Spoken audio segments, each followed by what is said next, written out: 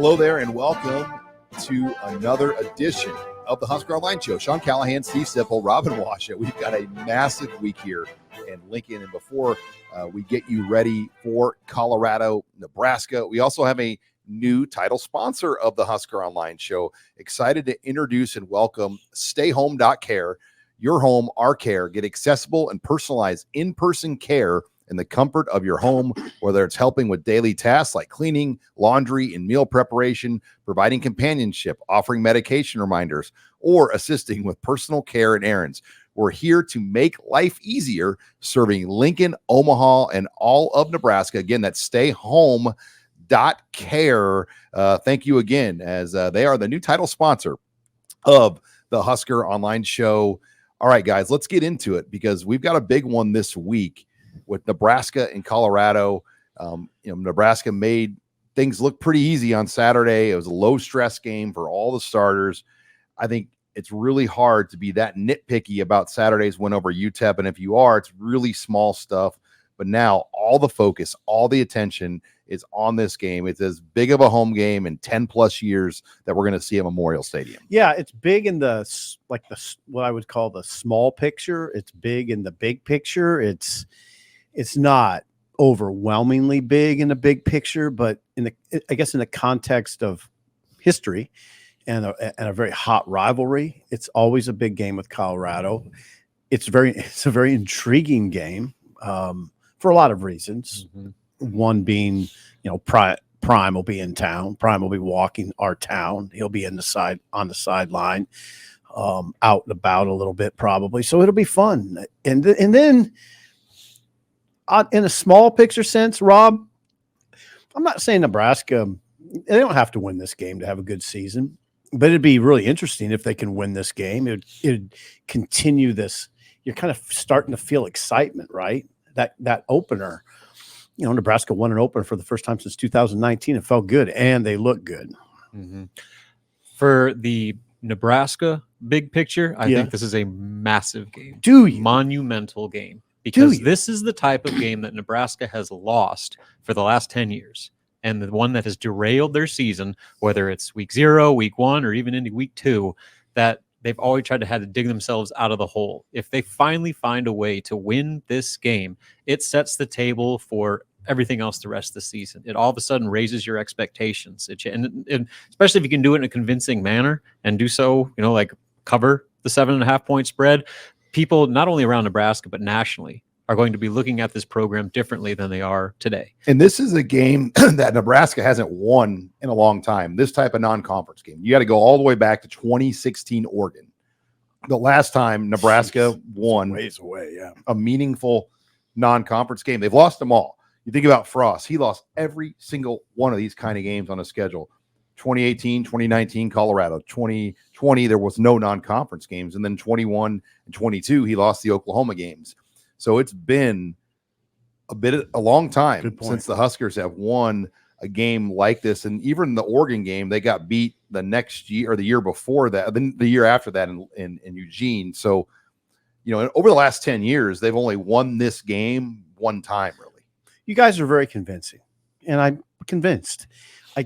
There's always the old man will always push back a little bit and say, well, what if they beat Colorado and then lose to Illinois? Mm-hmm. And then what? Sure. Then do you look at it the same? So I think what you're suggesting is if they beat Colorado, they'll have a better chance to beat Illinois and a better chance to win subsequent games. And I agree with that. It will give them tangible early season momentum that they have not had since 2016. Yeah, I'm not pushing back on that. A win against UTEP does something. And I think with the other issue is there's so much belief and optimism that's especially been building since Saturday when we actually got a chance to see it live on the field, that this team and this group and this coaching staff is different than what we've watched over the past decade. And if they go out and lay the same egg of a result as we've seen far too often, that's going to do a crippling punch to the gut of the morale. Not maybe of the team, but maybe of the fan base. Right. That's the thing, guys. I think they're almost separate conversations. I think it would be really damaging to the morale of the fans. See, I would hold out hope that it wouldn't cripple the team. I want to think that there's a stronger culture than that. I want to think 19 seniors that would not allow that to cripple their season. We lost a game. We got to move on. So I don't know. I got a bunch of veterans that have lost all these games. Yeah, that's true. So maybe do we have a here we go again mentality that creeps in? That's true, Rob. I just think about the 25, 30,000 Nebraska fans that have gone out to Boulder for these games in 2019 and also 2023, and to see how it all played out. I mean, the fields were stormed both games. And that leads me to my next topic here.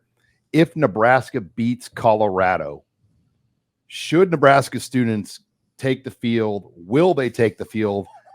And if they do, I'm okay with it. Go ahead, Rob. I know Robin's going to say, well, it's not a marquee win.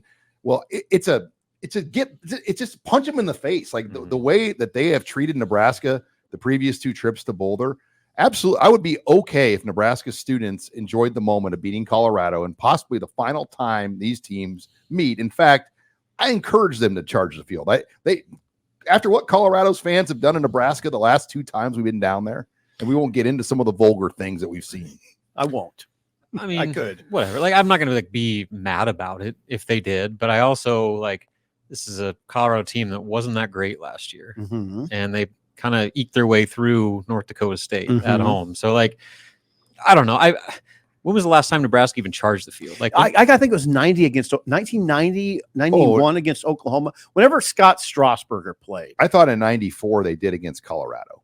Maybe they did. Yeah, I was there. Okay. So either way, it's been a long time, and there's been significantly bigger wins on this field that they didn't charge. And I get that the context has changed of where Nebraska is as a program right now and what this game means for this particular team.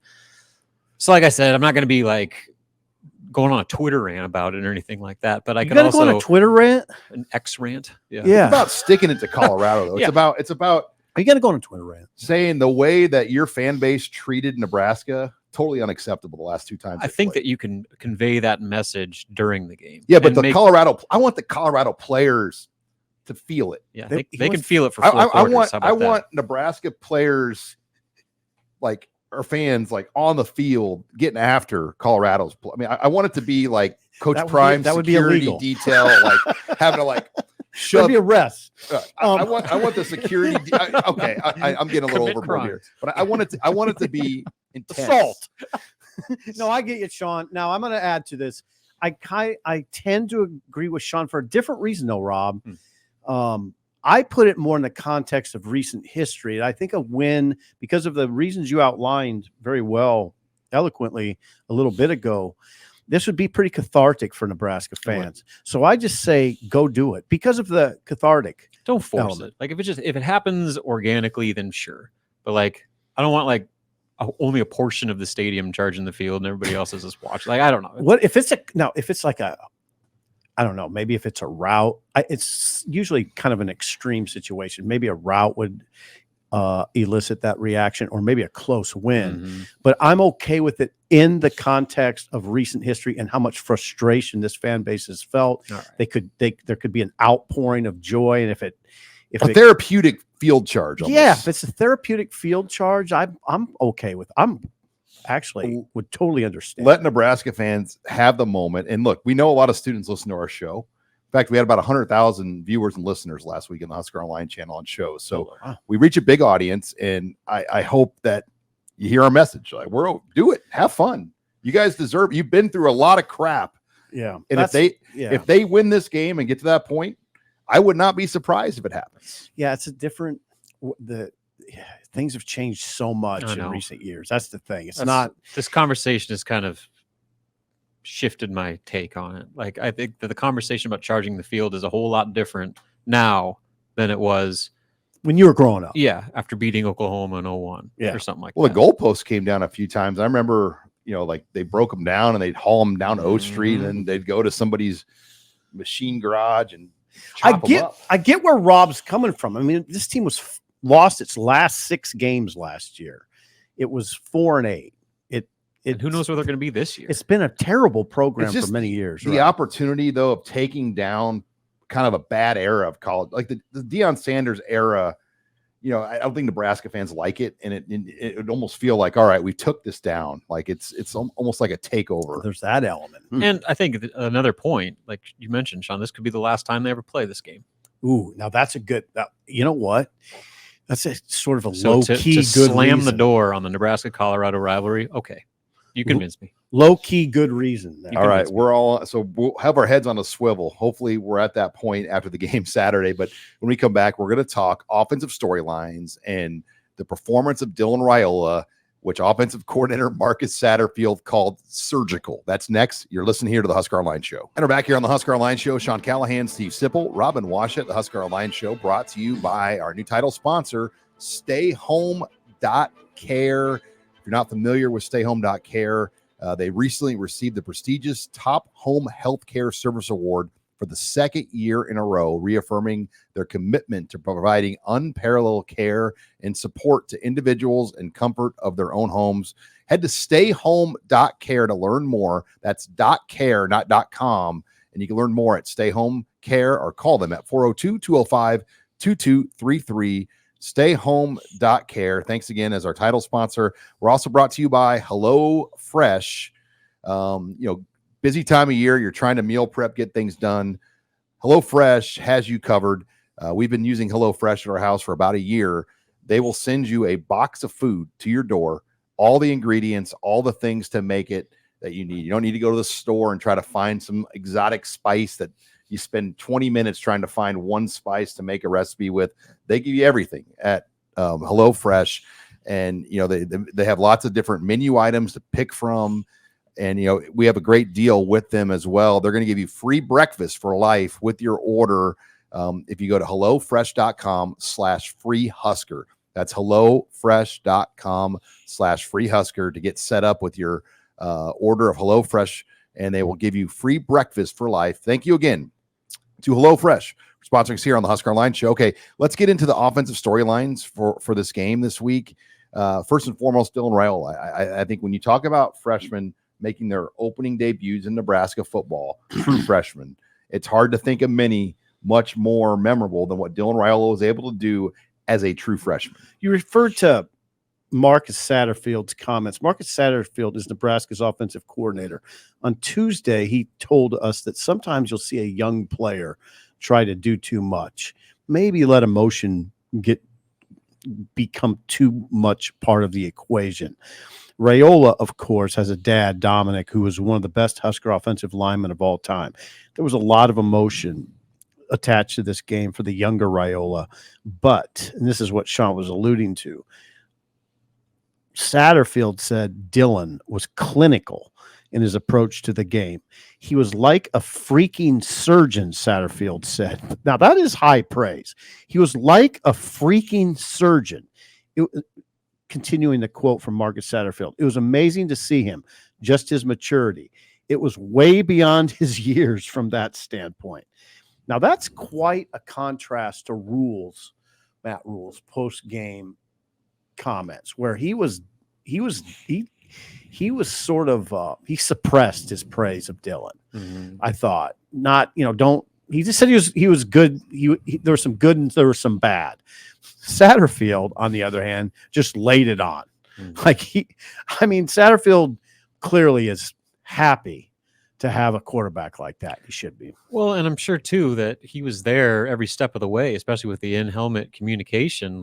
He was walking with Dylan through every play at the line of scrimmage, and he got a first-hand view of the way that he was operating before the play even happened. I mean, the throws he made, the reads he made were all super impressive, but I think just as impressive when you really kind of look at that performance was what he did before the snap and the way that he was checking into 1, 2, 3 different plays, and they were all popping. That Emmett Johnson run that went for 42 yards, that was checked into by Dylan Raiola. Check, recheck, check back at the line of scrimmage. So, that's probably more indicative of how advanced he is for a player of his age than anything else. But then the physical standpoint, some of the throws he make, there's been very few quarterbacks in Nebraska that can do those types of throws under that type of pressure and that pinpoint accuracy and putting it only where his receivers can get it. And then the other play, where he did the sidearm Mahomesy type throw that wrapped around an official. The throw in itself is awesome, but then you watch that play, he acts like he's going to scramble, takes a few steps up, draws the linebacker up to come play him against the run, whips it right around him. That is stuff that you cannot teach. That is pure skill, pure sense of the game, and just pure talent. Yeah, and I also think the offensive line deserved a lot of credit because I think Nebraska's offensive line played a really solid game. You know, they didn't give up a sack. The only sack was charged to the quarterback because of a miscommunication with the receiver. They gave up, I think, 2 or 3 hurries the entire game. 2 hurries. So the 2 hurries, a very good, no charged QB hits. They kept Raiola clean, and he also does a great job of feeling the pocket. I mean, just his ability to kind of stay in there and not give up on the pocket, because that's been something over the years. We've seen a lot of Nebraska quarterbacks give up on the pocket, and then the play doesn't really develop like it should. Right. I'm glad you mentioned the offensive line. Gary Barnett, the former Colorado coach, a lot of people, Nebraska fans will recognize that name. He is the analyst. He does the radio, so he's the Damon Benning equivalent at Colorado, and he's done it since September 2016. If you talk to Gary, he knows more about Colorado football than maybe the current head coach. I mean, Gary knows a lot. Now, the play-by-play man texted him during the game and said, well, what do you think? And that's Mark Johnson. And Barnett said, look, their quarterback's good, but their offensive line is really helping him. I mean, he's getting down. There's instances where he can get to his 4th check down, which is, he had a lot of time. So he didn't necessarily know that about Nebraska, Barnett, and he didn't know that they were so gifted at receiver. He looks at the game a little differently after watching. He looks at the Nebraska-Colorado game a little differently after watching UTEP, because everybody talks about Colorado's skill. Well, Nebraska has some pretty good skill itself. And Robin, the receivers for Nebraska, you talk about upgrading a position year over year. Guys that were starters last year came in with the 3rd unit or didn't see the field at all for Nebraska. Yeah. I mean, the fact that they have the luxury of just redshirting Malachi Coleman, that's a plan that Matt Rule kind of unveiled on Monday. Like, that's a 4-star level player that has all the physical tools you're looking for. They can sit him out this year and let him be even more ready to take over when those guys are gone. And I think that speaks to how significantly they've upgraded that room at the top, that the ripple effect through the rest of that group. I mean, Jalen Lloyd was one of their top targets last year. He got targeted once, played just a handful of snaps in that game. So, I mean, that's as deep and as gifted of a room as Nebraska maybe has on the roster and certainly on the offense. Yeah, it's interesting when you look at that room. You see a grand plan. I think I'm going to challenge you to help me with a name. But I can get 2 of them. Now look at what they have. Naor 6'4", Banks is 6'4". Those guys are moving Bonner. Bonner's 6'2", 6'3". But the first 2 guys are moving on. But it looks like there's a plan. Malachi's part of that plan, a 6'5" receiver. Carter Nelson, then Quinn Clark. Keelan Smith. Robin comes through. That's the name I couldn't pull. Keelan Smith, 6'3", big receiver. Quinn Clark. Yeah, Carter Nelson. Barney. Yeah, but I'm thinking big receivers. Big bodies. They have big bodies stocked for the future. Quinn Clark, they thought about another position for Quinn Clark and then got going in August, and Matt said they're like, okay. I thought he could be a linebacker. Well, he could be an edge rusher, but they decided, no, this guy's a receiver. Yeah. And look at him. Sean has talked about this. If you see him, you're like, whoa, what? Why aren't you at Texas? When he's a state champ high jumper and long jumper. He's 6'5". I mean, he's like 6'5" and 215. He's one of the best looking athletes you'll ever see anywhere. And he can jump and run. Yeah. And they can hold him back. Think about, this is going to get you excited, but Carter Nelson and Quinn Clark were both state champion high jumpers. Good God. No, what we're talking about is Rule's doing a good job. He's doing a good job of stockpiling the kind of talent that you need to win in this league. And I'm not going to. Well, Ja'Cory Barney's flashed too. Oh, Barney's ready to pop. Yeah, he just scratched the surface on Saturday. Right. He was an inch or 2 away from busting a big one. He's ready. It's going to happen. He's going to bust some big plays. All right, when we come back, we're going to shift over to the defense and the challenge they face on Saturday. You're listening here to the Husker Online Show. And we're back here on the Husker Online Show, again, brought to you by StayHome.Care. Your home, our care. Check them out at StayHome.Care. Also brought to you by CHI Health and their priority care. Look, you're busy. You don't have time to schedule a doctor's appointment. You barely have time to go to the doctor. I'm in that boat right now. It's football season. I discovered the priority care at CHI Health Clinics, and it has saved me many a times. They are open 7 days a week, 8 a.m. to 8 p.m., including Sundays. You know, you get a little sniffle, you don't feel good on a Sunday night, go into the priority care clinic. They'll get you set up. They even have a pharmacy on site. My wife had to go there recently, got seen right away, picked up a prescription right inside the CHI Health Clinic there off 40th and Yankee Hill Road. That's the priority care at CHI Health. Check them out for more about their locations all across Nebraska, in Lincoln, Omaha, Council Bluffs, Grand Island, and Kearney. They treat patients 3 months and older for non-life-threatening illnesses and injuries at chihealth.com/priority care. Okay, guys, let's get into the defense, because I did find it interesting how simple and base. I don't want to say vanilla, because I feel like that's insulting in some respects, but Nebraska played UTEP very base, very simple, and it worked. They completely shut down UTEP. They didn't blitz once. Wow. Not one blitz. And a blitz means if you bring more than 4. So Nebraska did what they did with a 3 or 4 man rush, and they were able to dominate. UTEP's first 4 possessions only yielded 11 plays. Nebraska's opening drive was 12 plays. Yeah, they just gave up they gave up the 1 touchdown. Hartzog got beat, which is, it happens. Mm-hmm. Yeah, they played well. I thought Ty Robinson really stood out. Mm-hmm. Bayer. I was sort of big last week on saying there's going to be a drop off at inside linebacker with Javen Wright out. Maybe I was wrong. Bayer stepped up big time. I thought he played. He and Robinson were huge on the safety, which was a gigantic play in the scope of the game. Bayer and Robinson were the guys that stood out to me. And I put Bullock there too. Nobody's talking about him, but I thought both those inside linebackers played really, really well. So Bayer made more splash plays, but I thought Bullock was really sound. And so you could say that group was maybe the biggest concern on the defense overall, maybe the other cornerback spot. But I thought they were fine, but better than fine. They were good. Yeah, they made big time plays. They were good. And back to Sean's point about the pass rush. So I know that was one of the complaints coming out of the game, was that they didn't get very many sacks. And, was this going to mean against Colorado? Just because they weren't getting sacks doesn't mean that pass rush, strictly from the defensive line, wasn't impacting the game. You saw them force throws. Malcolm Hartzog's interception was a direct result from a pure edge rush pressure. He got in the QB's face, and he picked it off. It caused the turnover. The safety? Yeah, the safety. Ty Robinson came in untouched, blew the play up, and Bayer and Hutmaker finished it off. So, you saw an impact, even though the stats might not show in terms of hurries and sacks and all that. That front 4 and their pass rush on a very basic game plan was still very disruptive. The lack of plays the starting group ran, Robin, I don't know if I've ever seen a snap total that low for Nebraska's upper group. The 2 safeties played 37. They played a lot. The 3 primary corners and nickel played 30. But then nobody on Nebraska's D-line, I believe, played 20, right, Robin? Ty Robinson. He had 21. 21. Okay. Everybody else, like Jamari Butler, a starter. 16. He was number 2 at 16.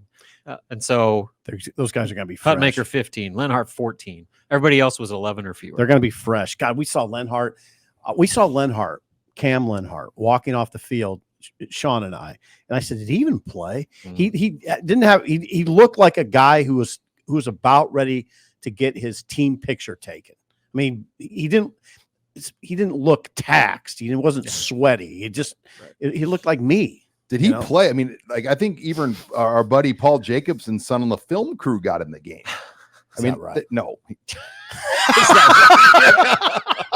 But 107 guys played. Wow. They were. I was not thinking there, Sean. That was the ultimate babe in the woods right there. Did he really? You go, is that right? Is that right? No, I'm saying they played. I got you. Yeah. But 107 guys. And I was asking Keith Mann, the media director, about if he knew it's kind of hard to go back in previous game notes, but maybe Bethune-Cookman in 2018 when Frost was here, they played a lot of guys. There was that one walk-on that had never played in his 5-year career that got in and got a sack. That was the game where the Bethune-Cookman coaches were ordering hot dogs during the game. Eating them on the sideline. That was one of the. Bethune-Cookman or Idaho State takes the cake as probably the 2 worst teams I've ever seen play. Right. And Idaho State was another one of those games where Nebraska almost could have run a pump back every time if they wanted to. Pretty much. Yeah. Speaking of that, we don't do a special team segment, but 25 yards. Nebraska 3 punt returns for 25 yards. They're halfway home to last year's total, which was 48 yards. Mm-hmm. I thought that was a big step forward for the team, especially for the particularly for the special teams. Obviously, Isaiah Garcia Castaneda, it was his willingness. I'm not sure he's their best returner. He probably catches the ball the best, is what I'm probably guessing. the most trustworthy. Yeah, and that's big. He's grown. He's a grown man. Oh, he's a big dude. I mean, Isn't he a 6-year? He Yes. must. Yeah, He's class 19. but yeah, he's trustworthy. But I just was very happy to see his willingness to bring the balls back. Yeah, I mean, it's been years past where it looked like the punt would go up and you're just planning on fair catching it, regardless of how the blocking was setting up. Like they were expecting to return it, and if they didn't, they would fair catch it. So I think just that mentality before the punt is even fielded was one of the biggest differences. Yeah, how many times have you sat up there and said, "I think he could have not this year, but previous years. I think they could have returned Zero that. intent of returning it. Yeah, they could have returned that. Punt goes up, arm goes up, plays dead. That was good. That's not on Saturday. That was good. That's an aggressive mentality. And Barney Ja'Cory Barney on kickoff returns looks like one could pop. He's going to pop one. Yeah, he's got live legs. He does have live legs. Now I'm gonna say this though. It kind of reminds me of Tommy Hill. Tommy Hill would push it up there. I mean, Tommy Hill would go like a kamikaze into contact. Now that's what Ja'Cory Barney does too, and he's probably a little better return. The key with young guys in that role is teaching them how valuable this thing is. Because you the ball. You go back to last year, Ethan Nation against Iowa. Oh God, don't get me started. And they were able to overcome that. But that, if they don't have that fumble, maybe Nebraska does win that game. Really surprised that he was back there. But anyway, yeah, no, that was good. There was a lot of positives from the game on Saturday for sure. Yeah, the defensive game plan though, just briefly, how do you go at Shedeur Sanders? I mean, can they get North Dakota State didn't really get great pressure on him. No, I mean, I thought that Tony White addressed it pretty well today in saying he really challenges a coordinator. I think he said he makes you better. Makes you better. Yeah. Now I thought about that. Think about that compliment to Shedeur Sanders, that Shedeur Sanders makes a coordinator better, because you have to figure out how to attack him. You have to figure out how to disguise. You have to figure out how to cover.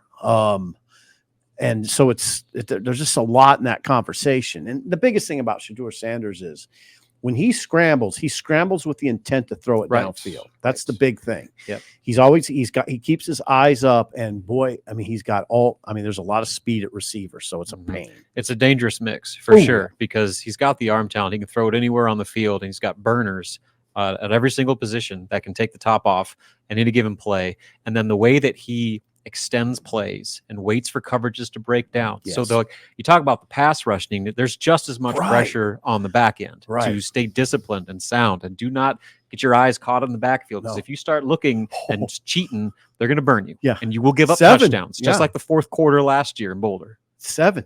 All right, when we come back, Abby Barmore will join the program. We'll take your questions in the mailbag. You're listening here to the Husker Online Show. And we're back here on the Husker Online Show. Sean Callahan, Steve Sipple, Robin Washington, Abby Barmore going to take your questions in the mailbag. Again, the show brought to you by StayHome.Care. Your home, our care. StayHome.Care is proud to announce they've received the prestigious Top Home Healthcare Service Award for the second year in a row. Learn more about them at StayHome.Care, or give them a call at 402-205-2233. Also brought to you by Ellerbrock-Norris. They've been helping Nebraska business owners and partners protect their purpose for over 120 years with risk management solutions built for local businesses. Ellerbrock-Norris partners with you on commercial insurance, group benefits, business exit planning, safety, and more. Start thinking long-term with your business and create a risk management strategy to protect it. Are your employee benefit costs going through the roof? Talk to Ellerbrock. Workplace injuries skyrocketing your workers' compensation costs? Talk to Ellerbrock. Hoping to retire in the next 10 years and sell the business to family or key employees or a friendly competitor? Talk to Ellerbrock. Ellerbrock-Norris is helping you protect your purpose, whether it's your business and the employees in it, your life outside of work, or your future retirement goals. Head to ellerbrock-norris.com/HuskerOnline today. That's ellerbrocknorris.com/HuskerOnline to get your free risk evaluation. Thanks to Ellerbrock-Norris for sponsoring us here on the Husker Online show. Okay, Abby Barmore, let's start it off. Where are you going? Okay, here we go. What is your projected depth chart for the running back this weekend? Ramir Johnson, Dante Dowdell. Ooh, Dante Dowdell, Ramir Johnson. I would expect it to be very similar than what we saw. They should start Dowdell. All right. I mean, he's the best running back they have. It's also the only one that fumbled. You know what? But it was a fluke fumble. Inside the 10-yard line. Yeah, but Took points off the board. Two guys hit him in the right spot. After all offseason saying that if you can't protect the football, you're not going to play. Okay, now I agree with both of you, but all right, Old Red. I'm just saying. Old Red in the post game was our. I don't disagree with him. Now, Sean, those hits occur all the time in football. I saw it again. I watched it again, and I say don't fumble that ball. You're right. No, he shouldn't have fumbled. Don't fumble that ball. It wasn't fluky. Come on. I mean, those hits happen all ball the time. Knocked out of his hands. But I still say, and I know you guys agree because we were sitting together, Dowdell is their best running back. Agreed. I mean, based on what we saw now, listen, this is where people are correct to say, oh, you guys see a lot of practice, right? No, we don't see any hardly. We don't see the cut-ups from practice. So the coaches got an evaluation that's much keener than ours. But we saw a game, and games are important. And I don't know how much practice I need to see based on what I saw in that game. 8 yards of carry. Oh, he's beautiful. In one quarter, he had 55 yards. It took me back. He ran angry. It took me back. Nebraska hasn't had a 6'2", 225-pounder run like that for a while. So he's the best back, but you still start Ramir this week. No, you start the best back. Start Ramir. Or does it depend on what the play is? I mean, it might just be that simple, but those are your two best backs. Mm-hmm. All right, next question. Compared to when Miami came to Lincoln, what do you expect from this crowd? Ooh, similar, but I think the Deion Sanders element juices it up. I mean, Al Golden, 2014 Miami. I shouldn't laugh. Okay, this is why I think this one's bigger because Al Golden didn't bring the juice. No. And I don't think any Nebraska fan could really name a lot of players on that Miami team where this Colorado team has household names all across the board. And we're Warren Sapp. We're like a year removed from a very bitter pill that Nebraska had to swallow out in Boulder, to where not only did they lose the game in the manner that it happened, but then the comments made afterwards with the claims of disrespect, and you're not like the Shedeur Sanders like trying to chase Nebraska off the midfield logo because they were disrespecting the Buffalo. Like the recency of all that stuff compared to what were they, 14 years removed from playing Miami, like 10. Well, whatever. It was like more of a distant memory, where this is fresh. Like this just happened last season. And so I think the animosity is going to be significantly higher, even with the Miami angst that was in that stadium. Yeah. Oh, yeah. I mean, here's the thing. You would look at if you just want a fun thing to do, listeners, watchers, go to YouTube and tune in Nebraska, Miami. I mean, type it in. And it was incredible. It was weird, it was incredible to see. Now, will it top that? I tend to think you're right. I think it will. What's that mean? I mean, it's we're talking about something that's intangible. The game needs to go accordingly too. Like you can be jacked up. Yeah. We've seen it be jacked up, and then all of a sudden the game gets out of hand. So I'll tell you. Team needs to do its part. Sean's alluded to this a lot, but I'm gonna drive the point home. It is huge. I mean, this game that it's in Lincoln is big for Nebraska. That home field is huge because of the way Colorado plays. They line up and pass. It's not that guy's not going to turn around and hand it off and take the crowd out of it. And the crowd's a non-factor in that scenario. He's got to make a lot of checks at the line of scrimmage. Their linemen won't be able to hear. They'll have to use silent counts, silent signals. And that's a benefit. Hard to do. It's a benefit for the defense. Yeah, it's and hard to do. You won't be able to hear the helmet. No, I saw it on USC and LSU the other night, and it was mostly LSU's crowd in Vegas, and it was hard for the USC quarterback, and he was continually doing this. Couldn't hear, and it was disruptive. And now Nebraska fans can really play a part in this game. They can. Well, Nebraska for 7 games will have a nice advantage. Yeah, I don't expect Indiana and Purdue to be loud crowd stadiums. No, so for their first 7, they're going to really have a nice opportunity to build and communicate and get things going. But next question. When was the last time Nebraska had a big recruiting weekend like this? And what can this weekend do for future classes? Oh, God. I mean, I think almost every big game, they always have visitors. I mean, there's been so many. But, yeah, this is a big one. I mean, you have Dawson Merritt, Alabama commit, coming. Cortez Mills, who's committed to Oklahoma. I mean, you have a number of guys that are high-profile players committed to other schools, and this is exactly what you wanted to happen. You wanted to see Nebraska get this opportunity to showcase what they can be. No more selling hope. Sell facts and what this looks like. And if you can deliver a magical night, who knows where it could go. That's a great point, Sean. It's going to be big for everybody else, too. Basketball's got a big recruiting weekend. I'm sure volleyball's going to have some players in town. So, big night. All right, Abby Barmore, final question. I want to give us some time on this last one. All right. What is your favorite memory from the Nebraska-Colorado rivalry? Whew. I mean, I've seen a lot of them.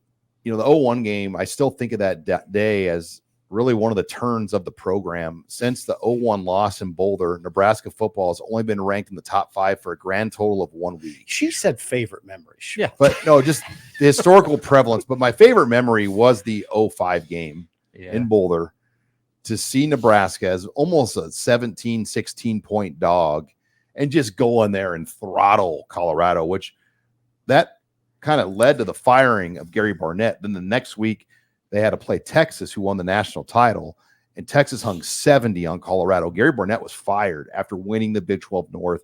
Nebraska really kind of started that downward spiral for what was a really good era of Colorado football. But the students were removed from the stadium. If you remember, they were throwing things on the field. The referees stopped the game. And cleared out the whole section. And they had to clear the student section out. And that was, I'll never forget that scene. And I'll never forget the Husker players pulling up their shirts with the restore the order. Oh, that's right. That's a good memory, Rob. Unforgettable.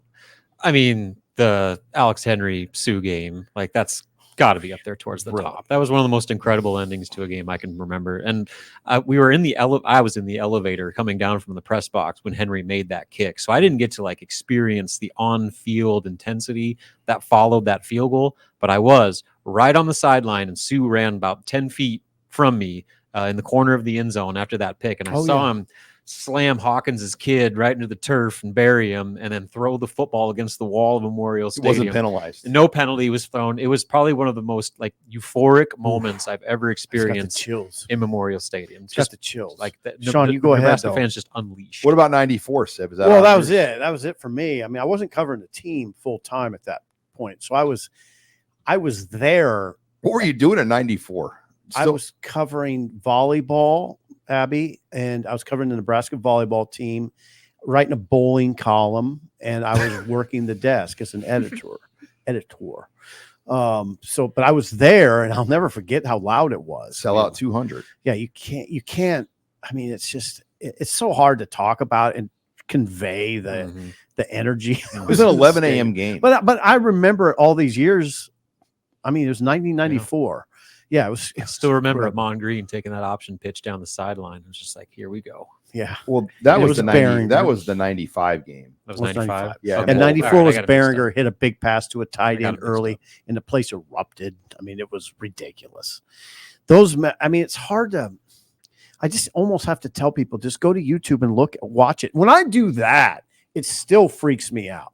When I go watch old Nebraska games and how electric the atmosphere was, do it. It's bizarre. That place was up for grabs a lot of the time. And the crowd was engaged. I mean, you didn't have cell phones and things to kind of distract you. I mean, you were looking at the game. Right. Now, I would tell you this, though. If Nebraska gets to be second in the nation and is playing the third-ranked team, or in this case, it was in 94, Nebraska was ranked third and Colorado was ranked second. But if that scenario would play out again, it would be like that again. It would. That was like the modern day Georgia versus Alabama game. Yeah, it would be crazy.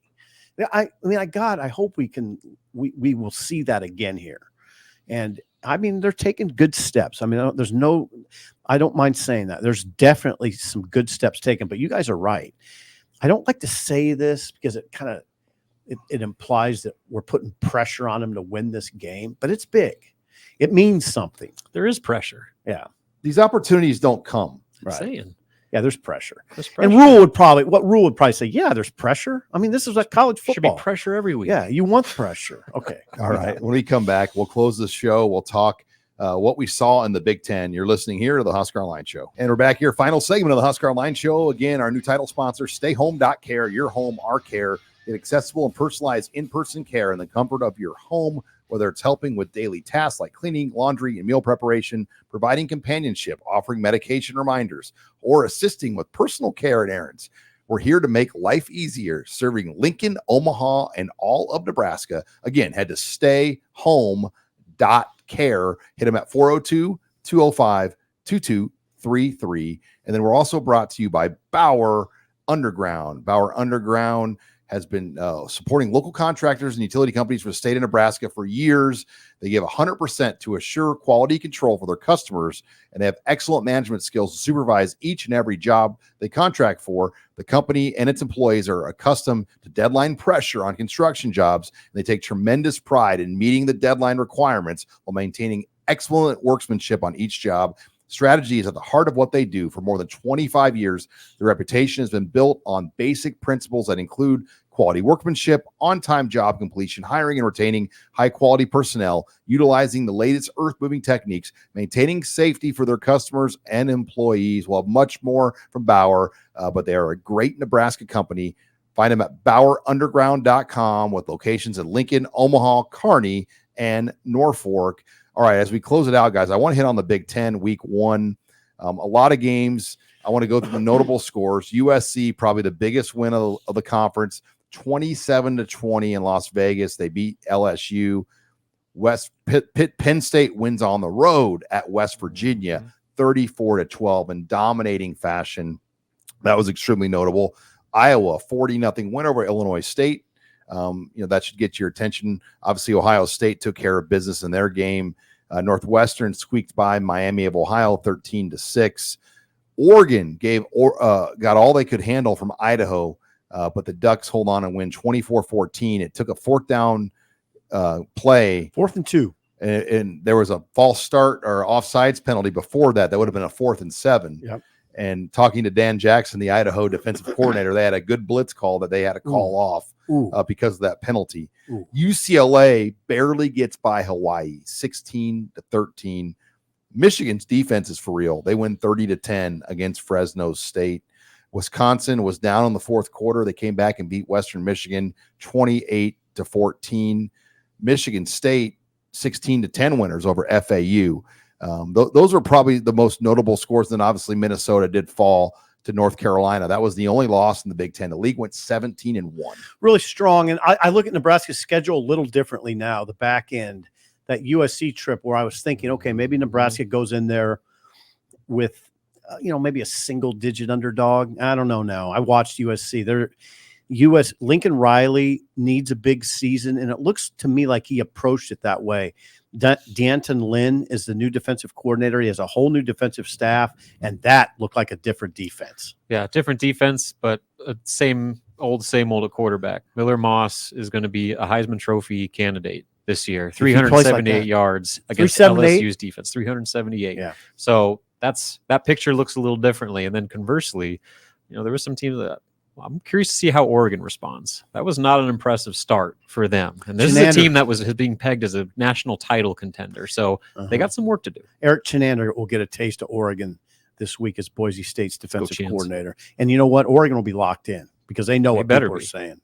Shins knows Dan Jackson from Idaho, so I'm sure they'll exchange notes. But Idaho held Oregon without a play of 24+ yards. Yeah, Idaho's a good FCS program, and as we were watching it up here in the office, I was struck by how good they looked up front on defense. They lost their quarterback.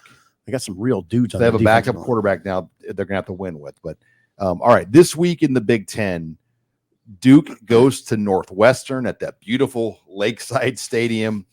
They are a 3-point favorite. Duke. You've got Michigan hosting Texas. Michigan a 7.5-point dog at home. Whoa. Iowa State, Iowa. That's a huge game. 2:30 on CBS. Hawkeyes are a slight 2.5-point favorite. I think that's a low line. I mean, you'd think Iowa would be more than 2.5. Yeah. You got Maryland, 8.5-point favorite over Michigan State. That game's in College Park. Kansas goes to Illinois. That's a massive game for both those programs early in the year. And then Sipple mentioned Boise State on the Peacock at Oregon. That's a 9:00 game. Utah State, USC is another one to watch, but a lot of matchups here. It's going to be an exciting week 2. Yeah. I mean, we're in it. It feels so good. The first, week, I'll say week and a half, because there was the Florida State, Georgia Tech game and some games that weekend in August, the last weekend of August. It's really been interesting so far, college football, including the Big Ten. It's just beautiful that it's back. And it has been interesting. Florida State starting 0-2, nobody saw it coming. USC, that game, the kickoff classic, that's what that game was in Vegas. USC asserting themselves that way was super exciting. And if you watch that game, guys, jam-packed Allegiant Stadium and super loud. Super loud. We got another stage though with that Texas-Michigan game. Oh yeah. I mean, the Huge. fact that Michigan is a 7.5 point dog at home, right? They've got an opportunity to make one of the biggest statements of this early college football especially season. That defense that Sean referred to. Let's see what they got against Texas. It's kind of like the way, you know what? That game, I look at Michigan's defense versus Texas's offense in the same way I kind of look at Nebraska's defense against Ohio State. Michigan's defense, are you real? Are you really real? Now, can you shut down? Can you keep that team to 20, on your home field? If you can keep Texas to 20 on your home field, you might win. Yeah, they'll have a shot. Yeah. Think about the scheduling for Texas. So they're joining the SEC, the new schedule, and then they go to Michigan. I mean, just that's ridiculous. A nightmare for it is a transitional year, but they have the talent. We know they're really. I mean, Isaiah Neyor is Nebraska's best receiver. He couldn't even get on the field for Texas. Well, yeah, and we were talking to a Nebraska official late in that game on Saturday, and he said he was just injured. That Nair was just hurt, and he had hurt his knee the season prior his to last first year when he was supposed to be a dude. Though. Right. I thought I get mixed reports on that. I thought he came back okay in 2023. But he never got the reps, never got the opportunity. Okay. And that's just how it works. Sometimes it goes that way. That's how life works. Sometimes they move on and have new people in place, and it's hard to just bench those guys if they're doing a good job. So I'm excited, guys. This is going to be a big one. We're back again for the post-game show. Join us again late. Our goal, are we going to What is our goal? 11:30 to 12 midnight is kind of our range. A lot will depend on when the game ends. If it's an on-time ending, I still think probably 11:30 to 12 in that window is when we'll launch post-game live. But join us. We had over 30,000 YouTube viewers and podcast downloads that joined us after the game this last week. And if Nebraska can pull this off, I'd imagine we'll have a few more friends. Hey, you might get to 50 grand on this one if Nebraska wins a game. It is the premier post-game show in terms of engagement, viewership. Join us after the game on post-game live on the HuskerOnline YouTube channel, and we'll also post it later on our podcast channel as well. For Steve Sipple, I'm Sean Callahan signing off. Thanks again as well to our new title sponsor, StayHome.Care, and thanks for joining us here on Husker Online.